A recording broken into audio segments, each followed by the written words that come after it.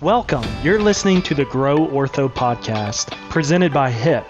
This podcast is dedicated to orthodontists who want to stand strong in their market and be leaders in their community.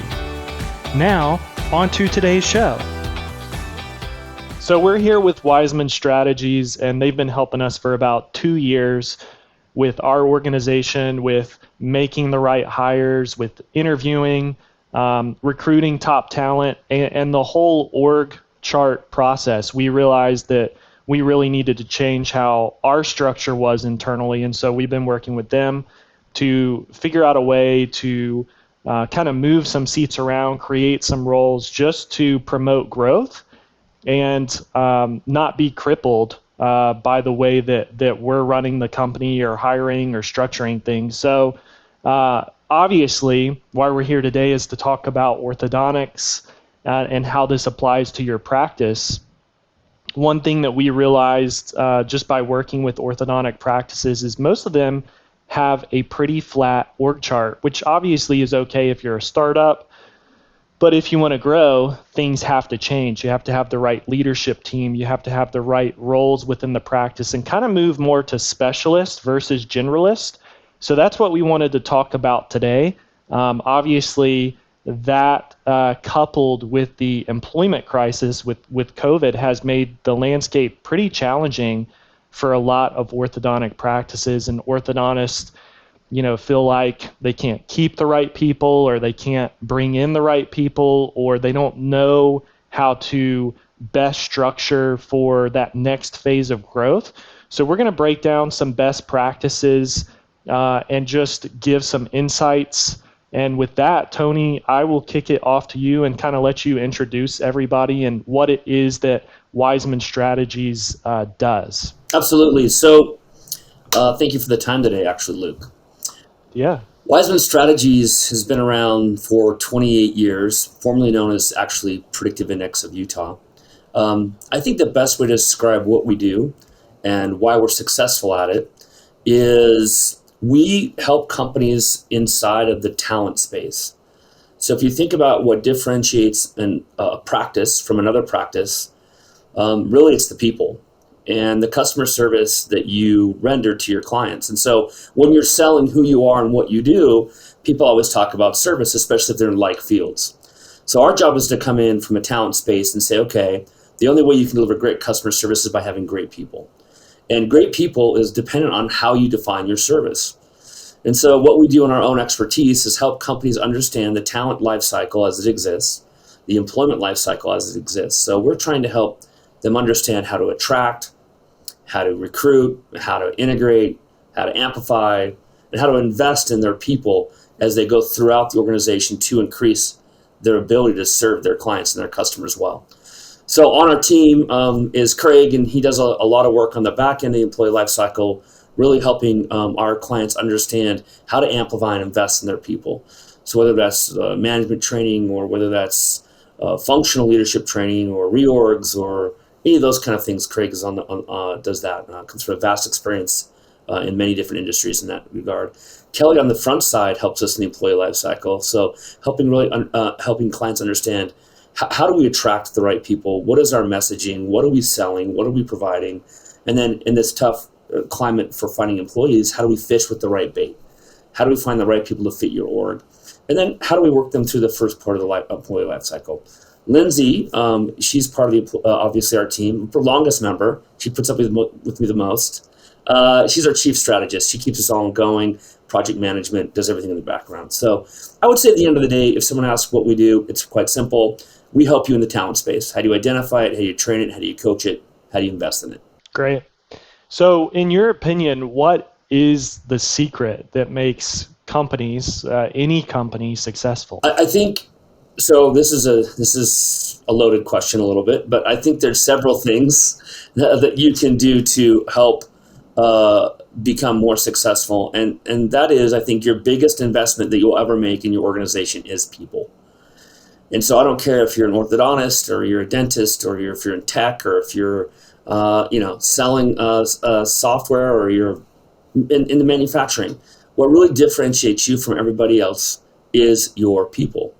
So how do you find them and how do you invest in them? I think companies who are highly successful throughout years and years and years of growth and change and modification is how do they understand how to put the right people on the bus, put them in the right seats, and coach, train, and mentor. I think that's the differentiator. Got it. So would it be fair to say that, setting up a practice for success is doing what you just said, figuring out the structure, figuring out the right seats and how to bring in the right people?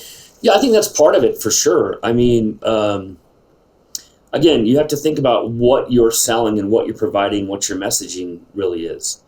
And then you have to surround yourself with the people who can echo what you believe and what your values and mission statements are. And then, of course, you get into the nuances of those different jobs in the different organizations, which we'll talk about a little bit later, I think. But understanding that jobs and work require something of somebody, can we identify and objectively measure who a person is and what they value and what they care about versus what the job is versus what the company really wants to achieve? And if you can align those three things, then you're off and running. Yeah, that's great. So setting up for success, Craig, what do practices need to know if they want to scale up? Yeah, that's a really good question because ultimately it begins with a long-term vision and strategy of where they want to grow. And how they then get there through hiring and organizing their people in the right way so that the work gets done in a way that's effective in helping the organization grow. And at the same time, retaining all of those employees and keeping them engaged.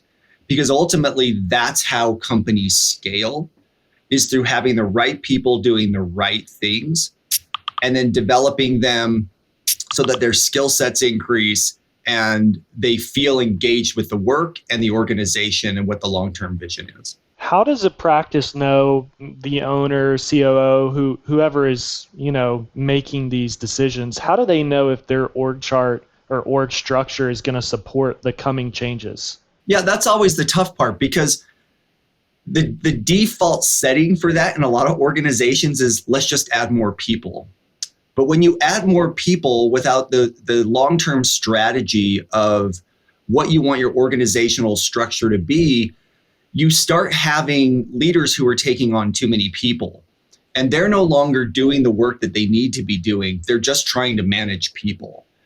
And so you have to, when you develop that strategy, you actually have to be thinking about how are we going to manage the growth from a people strategy, which means do we need to hire another level of leadership, which we previously didn't have in place before, so that we can have people focused on doing the right thing? Do we need to have people doing different work than they were doing before? Because now the organizational structure demands that. And then ultimately, do we start to separate out the senior leadership from more functional leadership work at a lower level so that they can continue to focus on that long-term plan?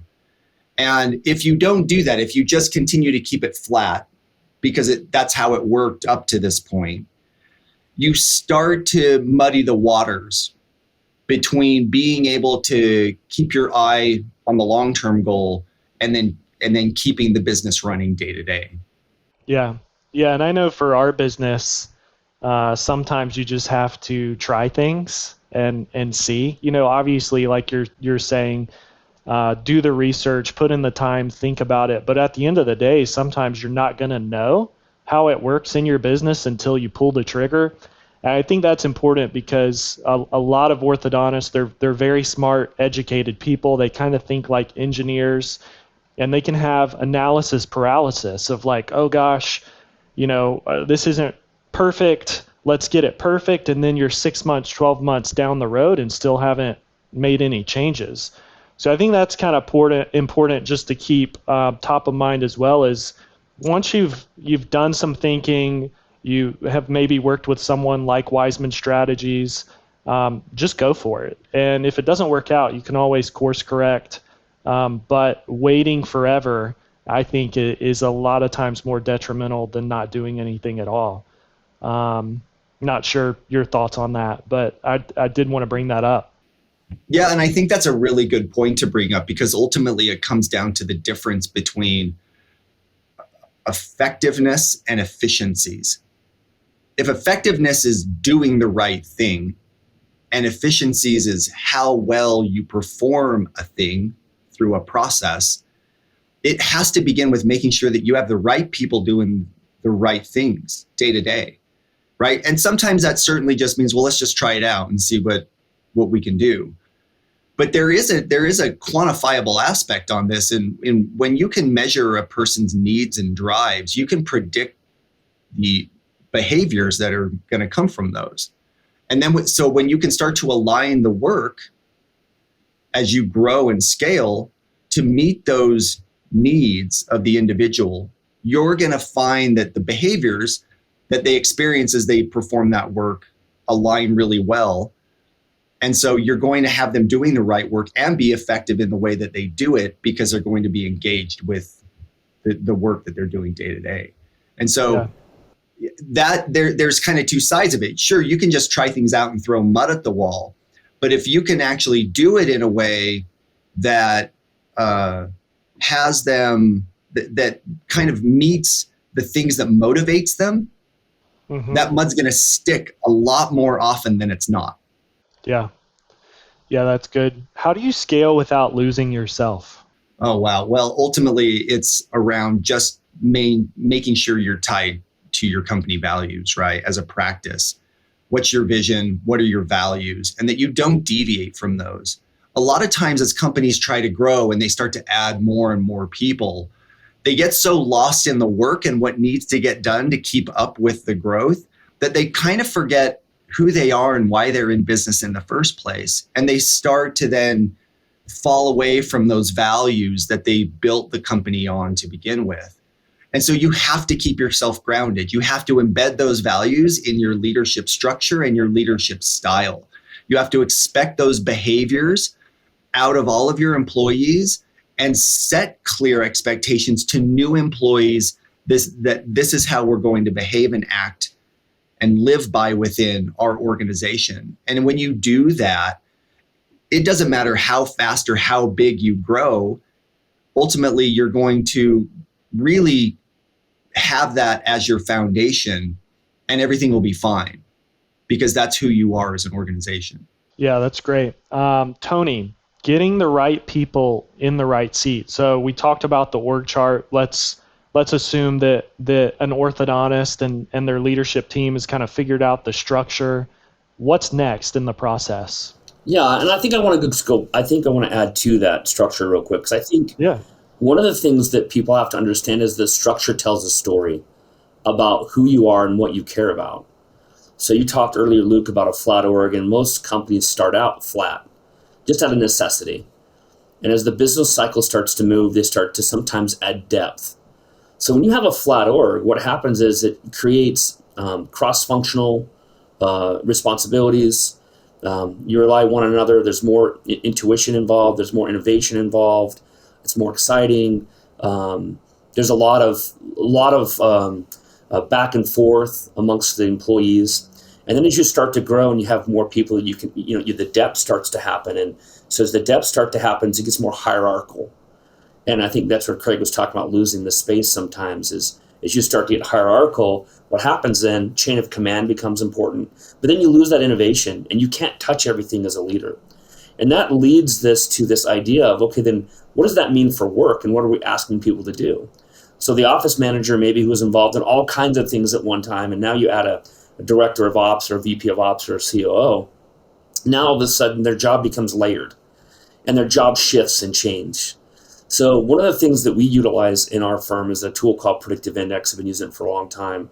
And what that tool can help you understand on the nuance of the job front is really understanding how jobs change and shift over time and what the jobs demand of you. So now you can start to look at, okay, here's our new org. What is the job of an office manager before today? And what is the job of an office manager now, given the fact that we have a VP of ops? How has the job shifted? How's the job changed? What's the job demanding of me? How do I communicate then? What am I responsible for? What are the expectations? How do I evaluate risk? How do I communicate with staff? All of those things you need to figure out before you can really start to understand how people fit into the org. Well, let's talk just for a minute about predictive index. people hear, behavioral assessments or personality test. I know I took Don't say personality test. I'm going to hang up this call right now. I took like everyone out there, the Enneagram. Which Star Trek character are you, Luke? I don't know about that, but I am an 8 supposedly on the Enneagram, which actually aligns with my predictive index assessment pretty well. But we obviously found, and I think most people who work with you find, that there's nothing quite like predictive index and how it works. So maybe talk about that, and regardless of what someone's using, how does that translate to people? Because a lot of times you get this assessment of somebody and it may be bad or it could be really great on paper, but a lot of times there's this gap in knowing how it really applies to the person bringing them on and then communicating with that person and setting them up for success. So I think behavioral assessments are misused because they don't understand the work they're asking them to do. So you go on and you take an assessment and it comes back and it says, Luke is innovative and thinks outside the box and a strategic thinker and has the ability to make decisions with and for the people with limited data and not afraid to risk and take new chances. By the way, that's Luke, in case anyone doesn't want to know. I just read him for you right there. That's great, but what am I asking Luke to do? What is the job demand? What does the job need? What does the company need? So they always forget that part of the equation. And so one of the things that differentiates us, besides the fact that our tool is one of the first ones invented for business specifically, is they get lost in like, okay, cool, I know about Luke, now what? Now what do I do? Well, if you don't understand what you're asking them to do, then it doesn't really matter. And so I always say all the time, you don't hire in a vacuum, you don't coach in a vacuum. You hire to something and you coach to something. That something is the work, the company, the job, the values. So you have to be able to have a compare and contrast to a gap fit analysis. You're right. I think just having a survey and taking it and saying, oh, cool, you're a whatever, a maverick. Now what do you do with it, right? You have to have it in contrast to something. And that's where I think we come in to really help you understand, well, where are you going? What is your drive? What is your mission statement? What are your business objectives? What are the jobs? How are you trying to grow? You have to define the backside of it. Otherwise, it's just kind of a cool little thing to look at. Is there anything else you would add to this section, getting the right people in the right seat? Other than I have a pet peeve about how we hire. Actually, I think it's really stupid how we hire, if you think about it. I mean, we come and we think, you know what? I need another Pam or I need another Jim. That's what I want. I need like 4 more of these employees, but we don't know why. Maybe we're biased to them. I don't know. Maybe there's some unconscious bias. We just think we need more of them. And so what we do is we put together some kind of a job description, usually downloaded from somewhere. We put it on Indeed or somewhere else. We ask friends to apply. And then we look at these resumes and we fall in love with these resumes. And we're like, oh my gosh, look at this resume. And, as all as a resume is an autobiography. It's not substantiated data. And we're not hiring the resume. You're hiring the whole person, right? And so a lot of times what we do is we hire people for what they say they've done, and then we fire them for who they are. And that's not on the resume. So part of people getting in the people the right seat at the right time is first, can we define the seat, right? And then we have to look beyond the resume. You have to ask yourself as an organization, what am I not willing to coach and teach? And then whatever you're not willing to coach and teach, then that becomes the baseline for knowledge, skills, and experience, which we can dive into a little bit later. But the idea then is, how do I do that? How do I functionally understand how this person thinks, how they communicate, how they act, how they're going to fit in with our team? Do they have the same values? It's not on a resume. How do you guys figure that out? Like, what are some of the best practices to break that down? You said you fire for who someone is. How do you figure out who they are really on the front end? Again, not just looking at paper, but kind of seeing their actions and getting a good judge of character. I think that's something that Kelly's going to dive into a little bit later, so I don't want to steal her thunder, but even though she probably wants me to. Although I will say there's an art to hiring and there's a science to hiring. We're trying to get out of the art phase and get more into the science phase. And we can talk a little bit more about that. How do we objectively look at someone for who they are, not for who they appear to be? Okay. It's kind of like dating, Luke, right? When you first meet somebody, everything's fine and dandy, and you're like, oh, they're the greatest, but you don't really know who they are. And then 3 months later, there's a dead rabbit in the stew pot. No, you don't have to do that one.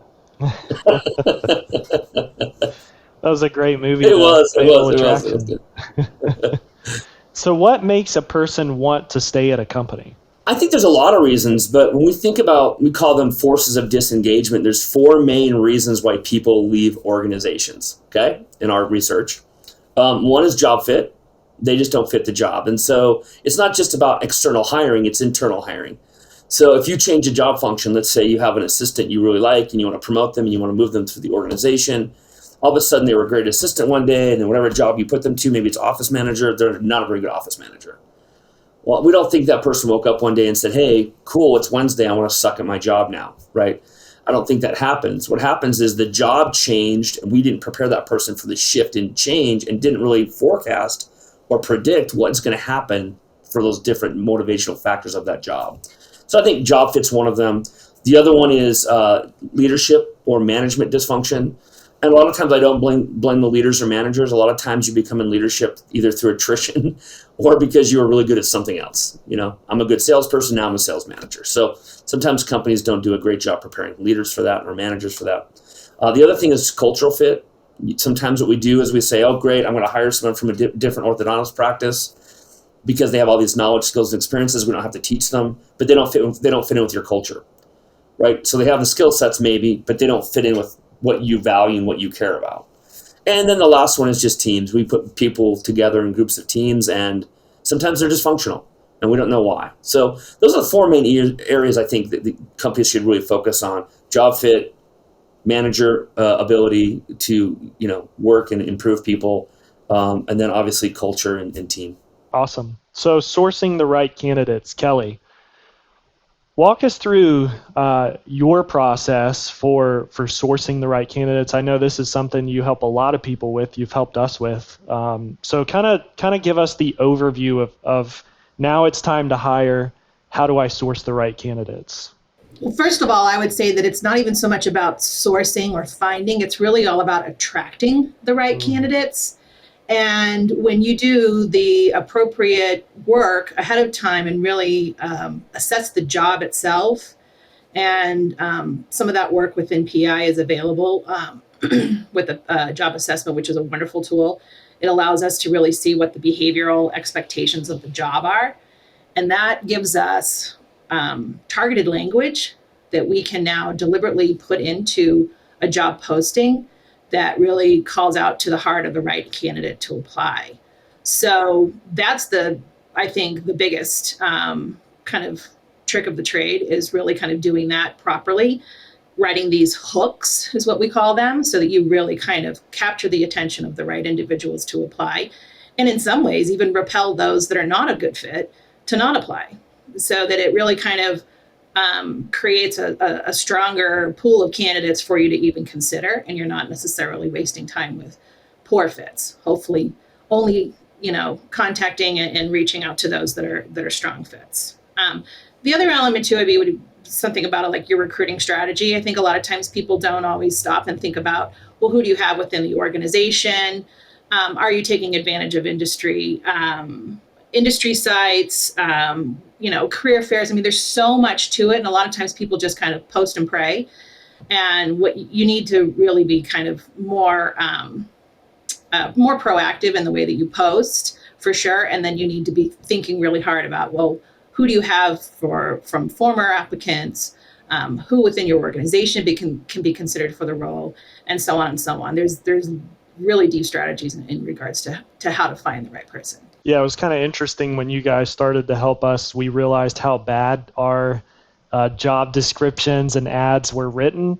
It's kind of interesting because something that we do obviously a lot of is advertising and creating Facebook ads, Instagram ads, Google ads, and a lot of that is really about the copy. It's about the hook. It's about the angle. And I think it's the same thing for this. We're shopping. We're trying to, I like that word you used, attract.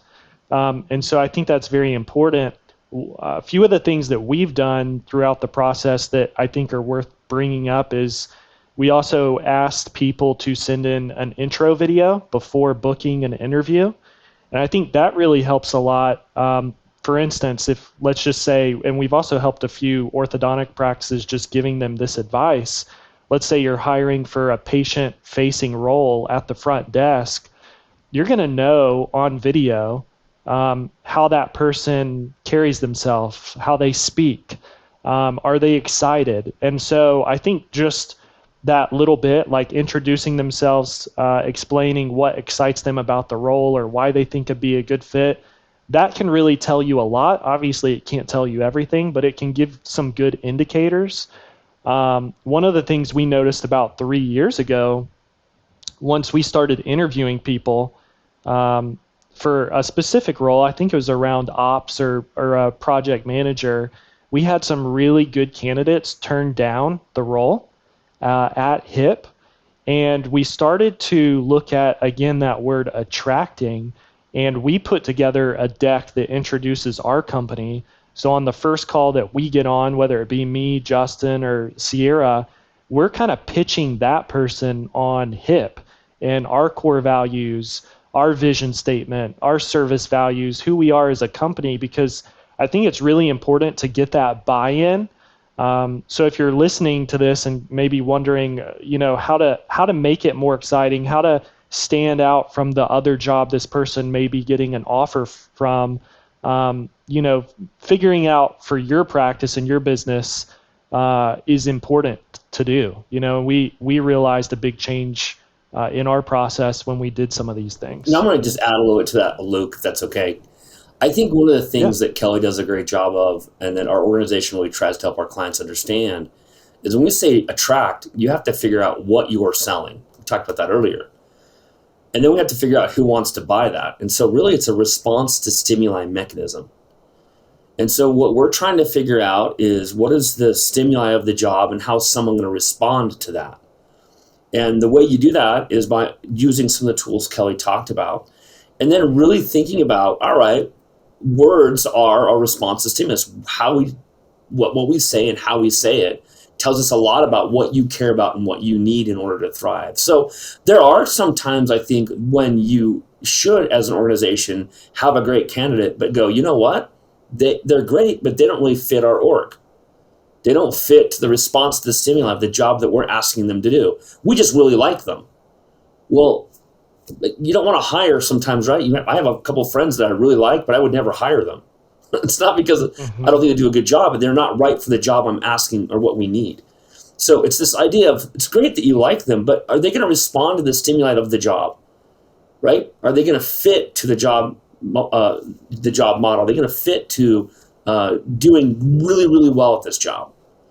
And that's what we have to think about, really, is that idea. And then use those words, like Kelly talked about, to try to attract those kind of people who will naturally be successful in that role. Awesome. So preparing for the interview, again, this is something that I love about you guys, and Kelly, you helping us with this is it really makes the process easier for us.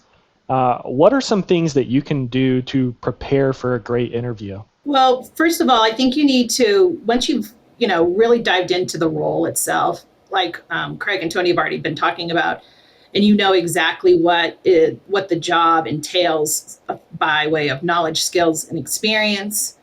And then you've done something like a job assessment with PI, and now you can assess the behavioral expectations in the role.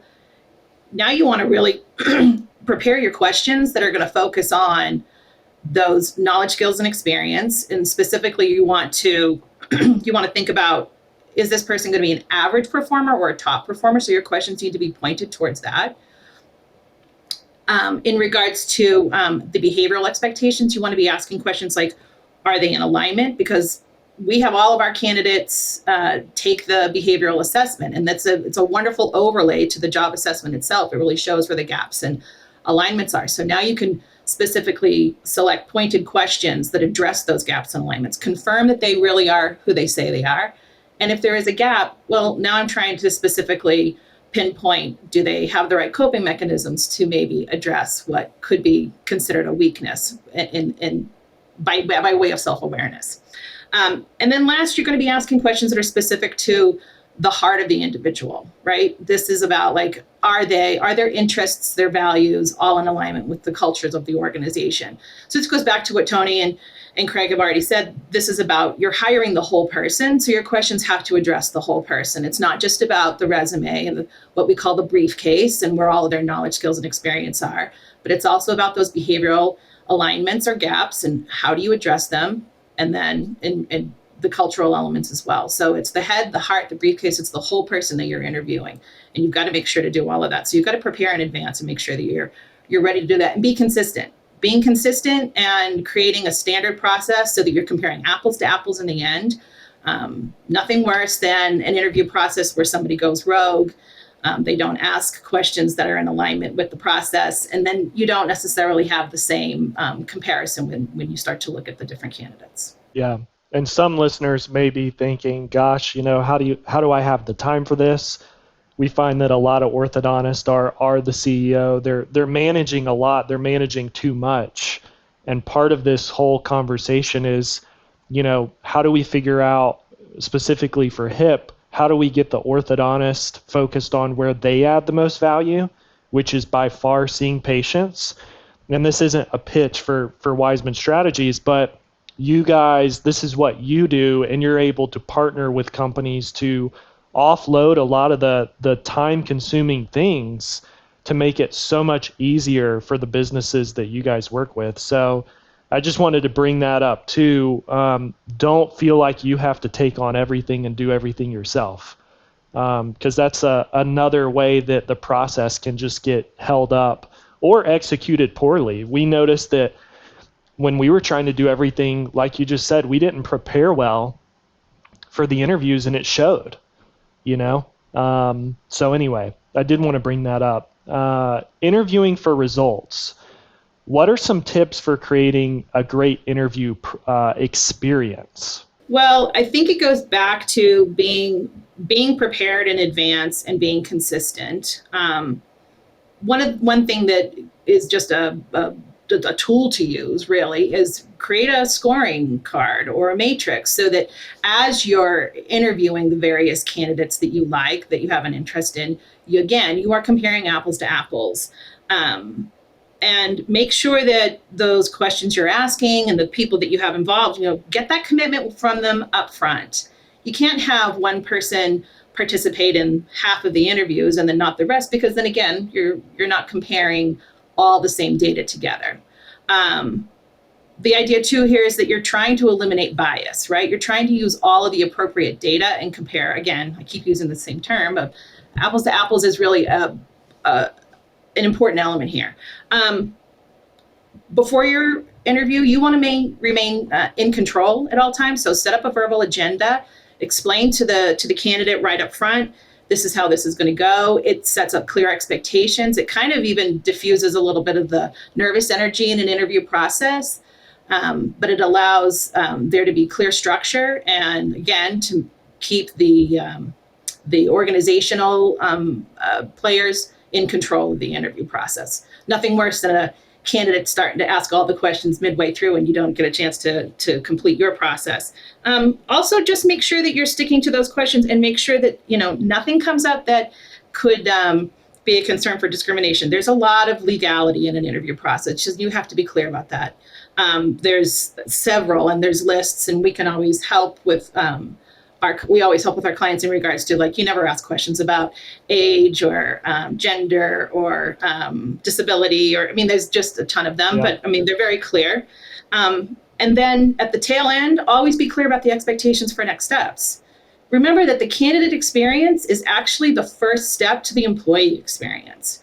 So how well you manage this candidate experience and the interview process, and you're consistent with communication and clear expectations, that sets the really strong foundation for the employee experience. Yeah, I want to echo that last part because that's huge. One of the things we talk about a lot with our clients is this idea of the employee experience, and Kelly's 100% accurate. If you do not hire an employee and they have a horrible experience with you through the interview process, they're going to tell people about it. right? And so you want to make sure that you're really good in this part of your org. And if you don't feel like you're good at it, you need to ask someone for help, whether it's us or somebody else. I'll say one more thing. I think Kelly's really good at this. Part of the way you have a great interviewing experience as well, Kelly, I think, is also, right, making sure you ask questions that you maintain control of the conversation.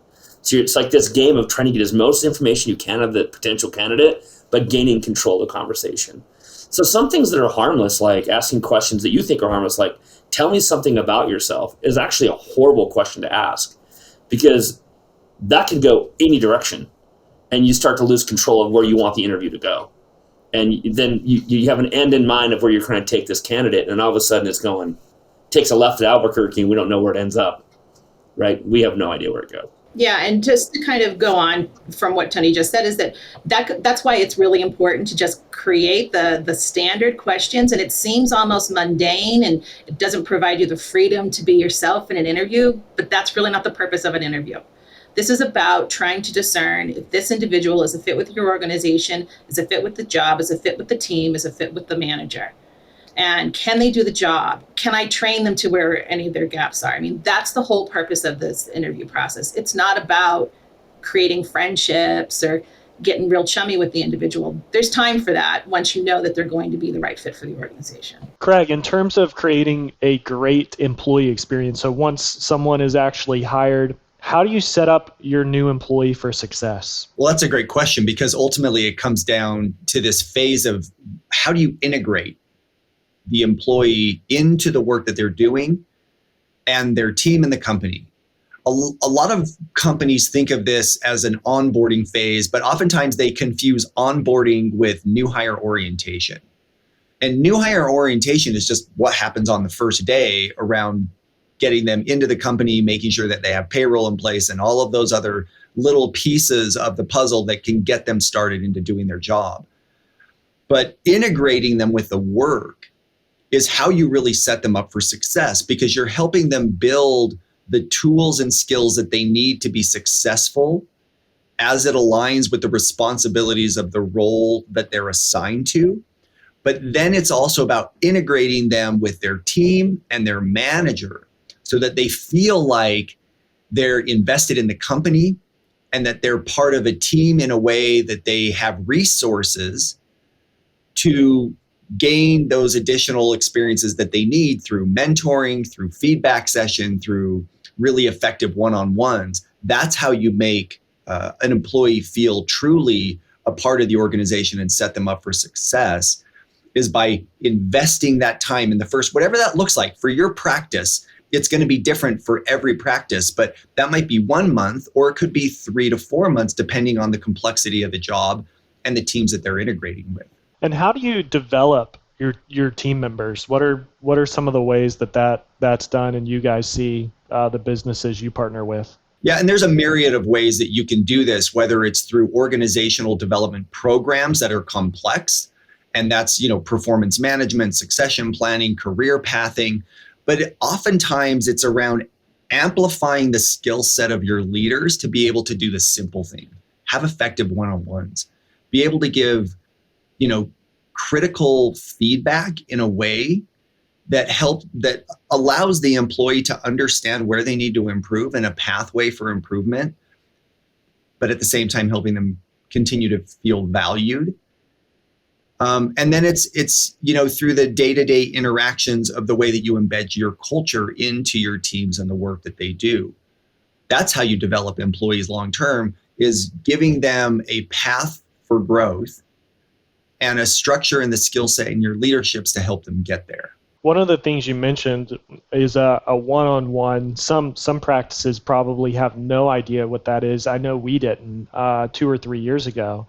And so one of the things that has helped us tremendously, and I see help a lot of practices, is when they have these structured one-on-one meetings, when there's even department huddles every single morning. So, when you're small, your whole team can join the huddle. But as you get bigger, let's say you're a practice of 80, 100 employees, there's different locations. You may not be able to do that, and it may not be beneficial to do that. But let's just say treatment coordinators, who's the director of sales in a practice, and she has a daily stand up for her TCs. Maybe there's some role playing. Maybe you're going over some issues or conversion rate. But I feel like, and I want to bring this up because I feel like a lot of businesses think it's normal just to have like a quarterly or yearly review. And so you're kind of thrown into this thing and drinking from a fire hose, and there's no structure for having a safe place to give feedback. There's maybe no questionnaire or Google form set up to leave, feedback each Friday to let your boss know how you're feeling. So talk about that a little bit, and just like the structure that you guys see practically. Obviously, this could be done 100 different ways, but what are some of the must-haves in order to set up your team for success and have a good culture? Yeah, and so you already said something that's really important. There's 100 different things that you can do. You can buy products off the shelf and you can implement them into your company and hope that they work. But the one thing that you miss when you do something like that is something we've mentioned earlier, is just throwing mud at the wall and hoping it sticks. What you really need to be able to do is find a tool and shortcuts that allow you to best understand what does the work require within your organization, and then how do we help coach to that. And so that's why we really embed the predictive index into a lot of the work we do as we partner with companies, because it gives you shortcut tools, things like the one-to-one relationship guide, right?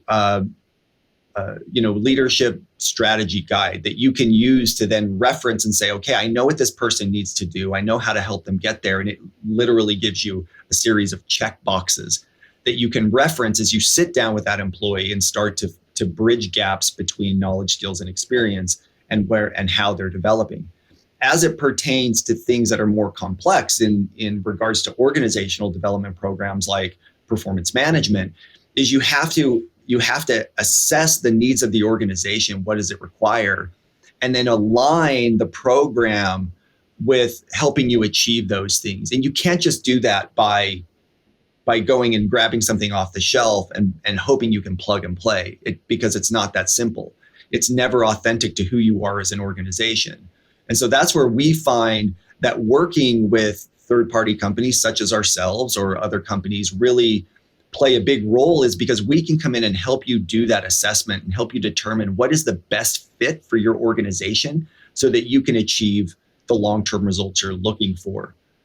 And that's really the critical piece there, is trying to get it right the first time. Because, I've been doing this for 20 years and I've worked in a number of different organizations in different industries, and I've watched them try and throw that mud at the wall. And it becomes a cultural problem when employees expect this every January and know it's going to fizzle out by August. And that's a cultural problem that's really hard to break down if you get into this cycle. And so you've really got to work hard to do it right the first time and invest in that, in the work that needs to be done, whether it's internally and you have the skill set to achieve it yourself, or going externally and finding somebody who can help you do it. Yeah, that's awesome. We're at the end here. Anything you guys would add to this series just to help practice owners even more? I want to just do a quick sum up, if that's okay. I think one of the things that we talk a lot about in our organization to our companies is, and Kelly and Craig have done a great job of explaining different aspects of the life cycle, is there's a difference between turnover and retention. And sometimes they throw those numbers and measurement in the same bucket, and they're not in the same bucket.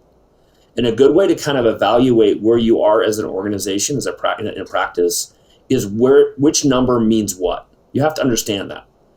So to us, a turnover number is everything that happens before you're productive with an employee. So there's a lot of back language to that. So Craig talked about this. The better you are at integrating, getting someone up to speed, and teaching them the skill sets necessary to be productive, the quicker you make money on that person.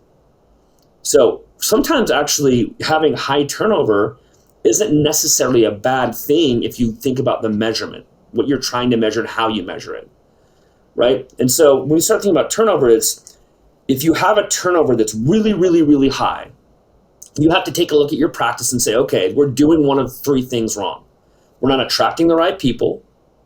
We're not doing great at recruiting, and we're really horrible integrating.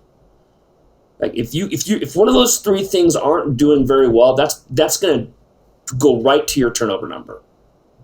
Now, once you have an employee that's productive and a part of a team, that's now a retention number. Now, retention numbers are the worst numbers to be affected. So if you're not very good at retaining employees, that's way more costly to your practice than a turnover number. Because now you have someone who's a viable member of the team, who's making money for you, has probably cross-functional trained, can do lots of things, and you're losing them for some reason.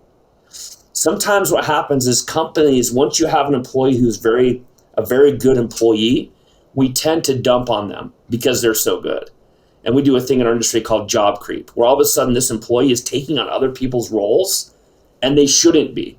And the only reason why we allow it is because they get things done and then we burn them out unintentionally, right? And we want to avoid job creep. We don't want that to happen. And so really when you have poor retention numbers, it's because you forgot to amplify that employee. The employee, what's in it for me? What does my career look like? We stopped investing in them. We're investing time and money and effort into their career path and their growth, and we lose that relationship. So I think that's really important for practices to look at. What is my turnover number versus my retention number, and where is it breaking down? And once you diagnose where it's breaking down, then you can go back to the drawing board and say, okay, why is it breaking down, and what step is this occurring, and how do we find a way to fix it? Yeah, that's great. So if an orthodontist or someone in their leadership team is watching or listening to this and they want to know more, they want to get a hold of you guys, what are some of the best ways for them to reach out and ask questions? I'm going to leave this one to Lindsay. Lindsay, what's the best way to contact us? What's the best way to do this? Yeah, definitely. So we're online, wisemanstrategies.com. And you're also welcome to connect us up through with Luke or Justin. We absolutely love working with that team. Are we on LinkedIn too, Kelly? I think we are somewhere. We are. We're on LinkedIn. We've got our own company page, but we also have our own individual pages. So seek us out. We'd love to work with any one of you. Great. Well, thanks so much, everybody, for taking the time to chat. I really appreciate it. And I know orthodontists are going to get a lot of value out of this. So thank you. Thanks, Luke. Thank you. Luke. Thanks, Luke. Thanks for listening.